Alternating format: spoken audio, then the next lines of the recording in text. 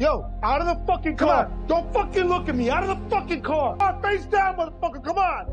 Show me your fucking hands.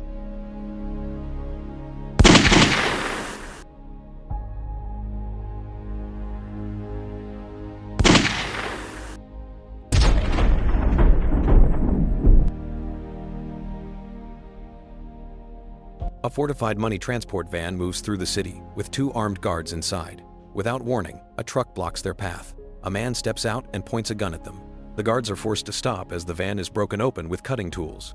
The attackers drag the guards out and seize the cash. Nearby gunfire echoes through the street, turning the robbery into chaos. 5 months later, a quiet man named Hill joins Fortico Security as a new armored truck guard. His manager Terry praises his strong references, but also warns that the job is dangerous and that guards were killed in the last major robbery. Hill is assigned a trainer nicknamed Bullet, who calls him H, and is surprised to see that Hill already has a pistol license. During weapons testing, Hill performs only moderately, failing to impress at the shooting range and barely passing the driving test. Despite this, Bullet welcomes him onto the team. Hill is introduced to the crew and given a locker, but his arrival creates tension, especially with Boy Sweat Dave and Dana Curtis.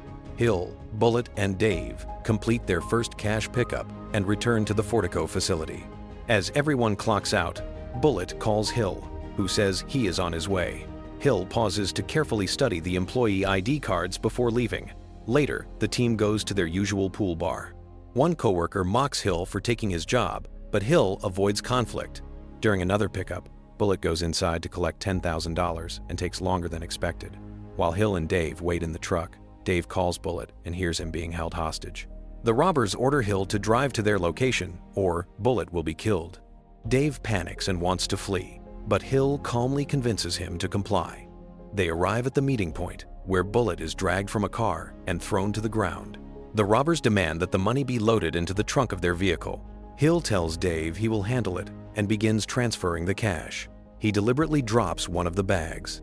The leader becomes furious and threatens to kill Bullet. As one robber steps forward to retrieve the bag, Hill throws another bag at him and instantly shoots him. In rapid succession, Hill eliminates the rest of the crew with precise and merciless efficiency. The leader tries to escape, but Hill shoots him in the leg and corners him. Hill demands to know who he works for. When the man refuses to answer, Hill kills him. Dave and Bullet stare in shock as Hill removes a mask from one of the bodies but does not recognize the face. Hill is later questioned by FBI agents investigating the earlier robbery. They are suspicious of how he killed 6 armed men without being injured, despite his average training results. Hill claims he only acted to save his colleagues. They show him footage from the first robbery, and one face triggers a painful memory, but Hill denies any connection and is released. The owner of Fortico thanks Hill for his actions and gives him a day off. Privately, he tells Terry that Hill should be promoted and kept in the field. The FBI agents report their suspicions to their superior, Agent King. King orders them to leave Hill alone, revealing that authorities have been aware of Hill for decades. They believe Hill once walked away from $100 million, and King insists that money is not his true motive. Hill receives a dossier containing Fortico employee files and an autopsy report from the opening robbery. He studies every name and detail. At work, his colleagues celebrate him as a hero.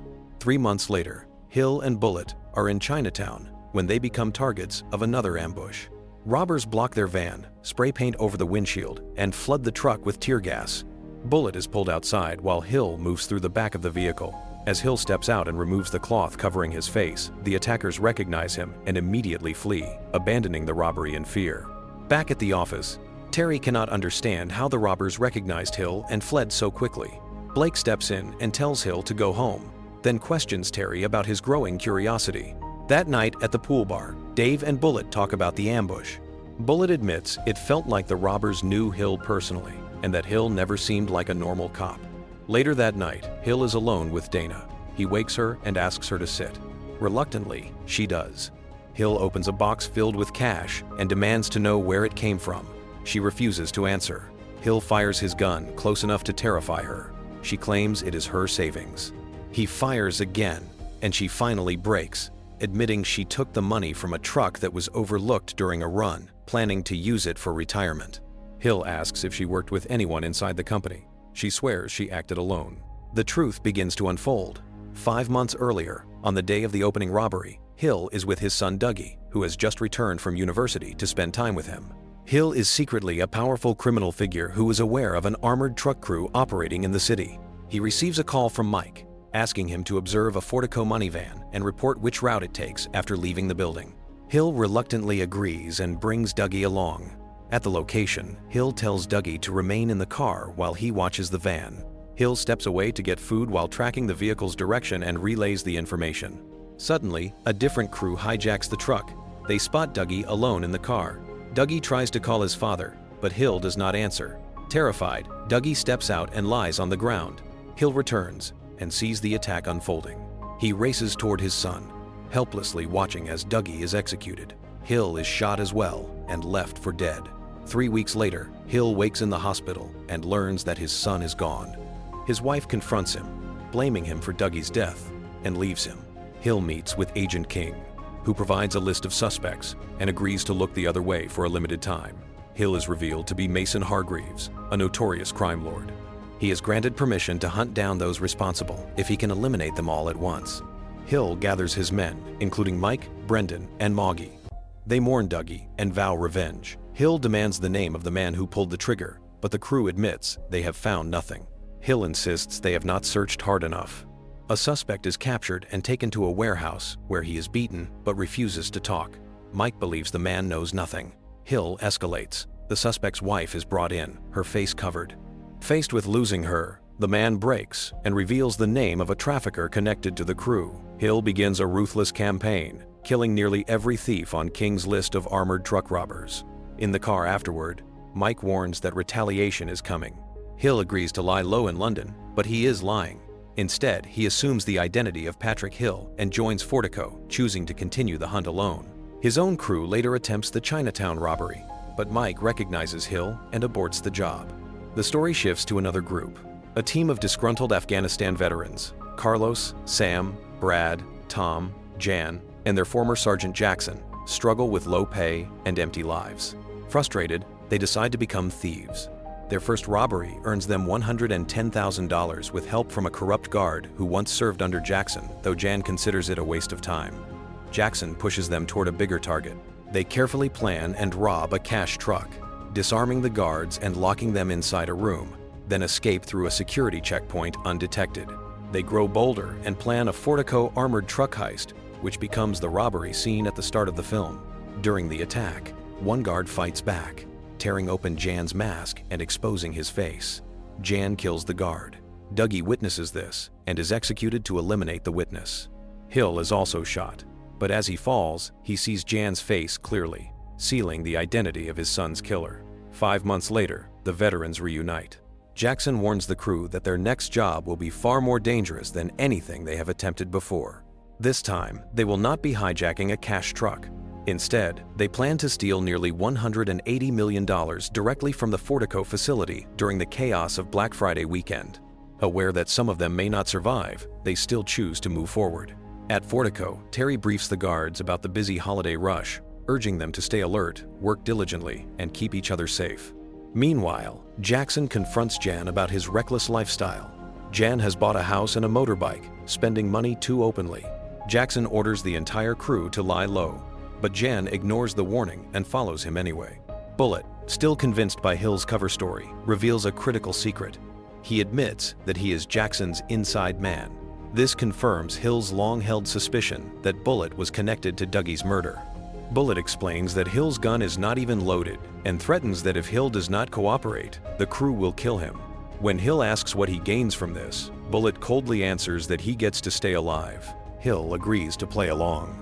Bullet disables the tracking signal on the armored truck and drives it into a warehouse. John from Fortico calls, asking why the signal is down. Bullet calmly claims there is a technical problem and that he is fixing it. Bullet then contacts Jackson. Jackson and the crew arrive, and Hill is forced to speak with him. Jackson warns Hill not to be a hero today and orders him to raise his hands. Wearing helmets, the crew moves into position. Hill steps down from the truck, and one of the men ties his hands. The operation begins exactly as planned. Carlos, Tom, and Jan enter the truck, while Sam and Jackson follow in a separate vehicle, acting as an escort. They drive to the Fortico facility and are authorized entry by John. The truck enters first. Bullet steps out and claims everything is normal. Moments later, the armed crew emerges from the back and takes the depot hostage. Carlos and Jan seize Hill and move to secure the safe. They order Terry and Dave to lower their weapons while tying Hill's leg. At the same time, Brad and Tom take Bullet hostage to gain control of the control room. They threaten John with Bullet's life, forcing him to open the gate. John secretly triggers the alarm instead. A countdown begins, warning the intruders to open the gate or Bullet will be killed. The staff refuses. Brad decides to blast the door. Armed Fortico personnel immediately open fire. A fierce shootout erupts. Bullets tear through the room as both sides exchange gunfire. In the chaos, the crew overwhelms the Fortico staff, but Brad is badly wounded. They finally seize the control room, allowing Jackson and Sam to enter and secure the rest of the building. Outside, police arrive at the facility but are unable to breach the entrance. Inside the truck bay, Dana and Stewart are still waiting when a staff member tells them to leave. Stewart insists on calling the SWAT team. Meanwhile, the crew begins loading bags of money into the truck. Tom orders Hill to keep his head down. Suddenly, a Fortico staff member fires a gun. Hill instantly reacts.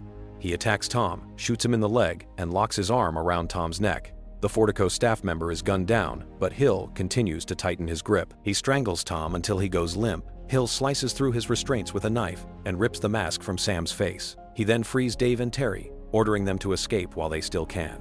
Disguising himself in Tom's uniform, Hill moves through the chaos and approaches Sam, who is busy loading money into the truck. Without hesitation, Hill shoots him dead. Dave and Terry hide inside a nearby room, but Carlos storms in and shoots Dave. Hill appears immediately and confronts Carlos. The two exchange gunfire and crash into each other in a brutal fight. At the same time, Dana arms herself. Together, they begin firing at the crew. Dave suddenly rises to his feet. He was wearing a protective vest. Hill and Carlos struggle over a gun, wrestling for control. When the weapon clicks empty, Hill grabs a knife and drives it into Carlos, killing him. With the situation spiraling out of control, Bullet approaches Dana and Stewart, pretending to help. He asks Stewart for a gun. The moment it is handed over, Bullet turns and shoots them both dead. Outside, Bullet, Brad, Jan, and Jackson prepare to board the truck. Hill emerges and opens fire. A violent exchange erupts. Hill manages to kill Brad in the shootout. Bullet, positioned to the side, shoots Hill and knocks him down. Mistaking Dave for a threat, Bullet also shoots him. Bullet then enters the truck. They burst through the gate, slamming into a police car. Law enforcement and SWAT give chase. During the pursuit, Jackson is shot in the neck. The crew follows their escape plan, racing into the city tunnels to vanish from sight.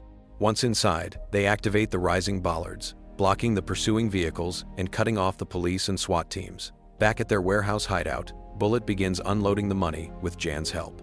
Jan climbs into the driver's seat and sees Jackson raise a gun at him. Jan reacts instantly. He grabs the weapon and struggles with Jackson, ultimately killing him. At the elevator, Jan meets Bullet, who asks about Jackson. Jan coldly replies that he did not make it. Their final escape car is waiting in the tunnel. As Bullet loads the bags into the trunk, Jan steps forward. Bullet raises his gun to kill him, but Jan notices in time and shoots Bullet first. Jan loads the money, drives away, and disappears before the police helicopter can locate him. Days later, Jan discovers a phone hidden inside one of the money bags. Hill planted it to track him. Hill confronts Jan and reveals Dougie's autopsy report. He reads it slowly, forcing Jan to listen. Dougie was shot in the liver, both lungs, the spleen, and finally the heart.